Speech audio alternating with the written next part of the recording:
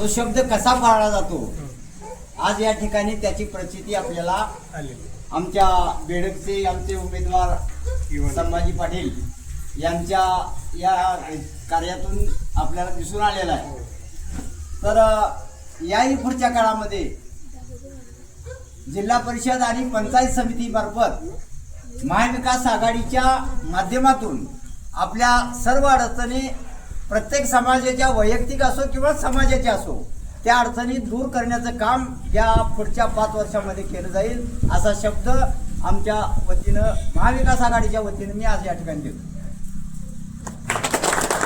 गुढीपाडव्याच्या व मराठी हिंदू नववर्षाच्या सर्व मल्लेवाडीवासियांना बेडकवासियांना सर्वच नागरिकांना हार्दिक हार्दिक शुभेच्छा। बिरोबाजी नावानं चांग भलं, बाळूमामाजी नावानं चांग भलं।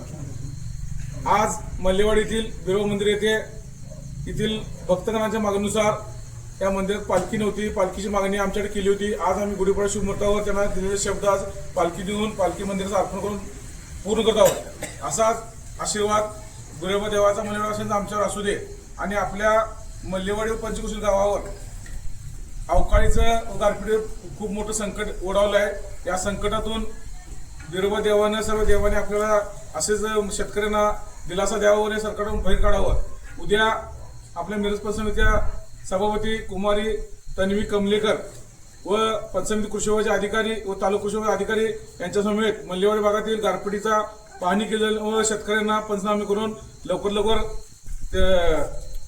गारपीट नुकसानग्रस्त शेतकऱ्यांना मदत देण्याचं काम केलं जाईल। यासाठी उद्या परवा 2 दिवसात दौरा आयोजित केला जाईल आणि असंच आशीर्वाद सर्व नागरिकांच्या वर या गुढीपाडव्या निमित्तानं राहावं असं मी या परमेश्वरी प्रार्थना करतो आणि थांबतो। धन्यवाद।